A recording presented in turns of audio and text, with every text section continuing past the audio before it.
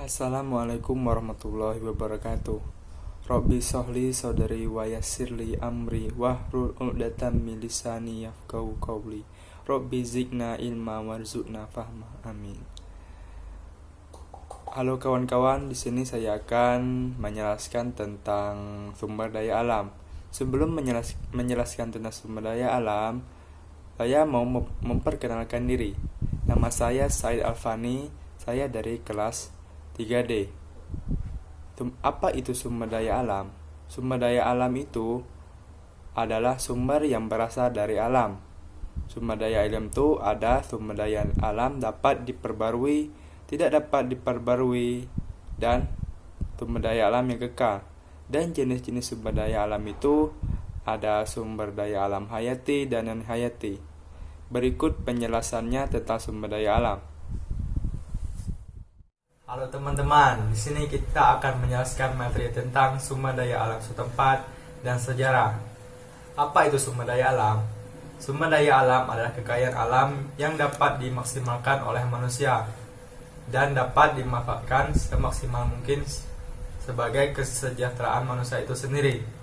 Sumber daya alam ada sifat-sifatnya. Yang pertama, sumber daya alam dapat diperbarui. Itu sumber daya alam yang bisa diolah kembali, seperti tumbuhan, ikan, dan pohon.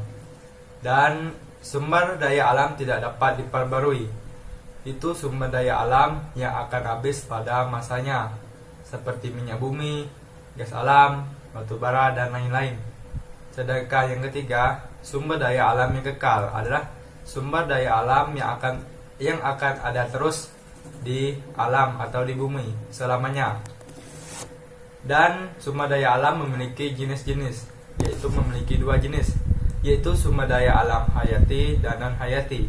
Sumber daya alam hayati itu sumber daya alam yang berasal dari makhluk hidup, hewan, dan tumbuhan.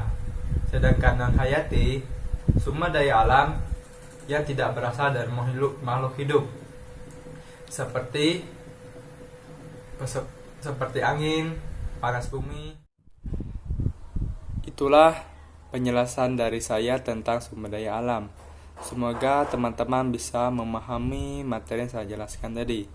Dan kesimpulannya adalah sumber daya alam itu berasal dari alam dan bisa dimanfaatkan oleh manusia sebaik-baik mungkin, supaya sumber daya alam itu tidak habis dan bisa dikelola kembali oleh manusia dan bisa dikelola lagi oleh cucu manusia selanjutnya atau generasi selanjutnya.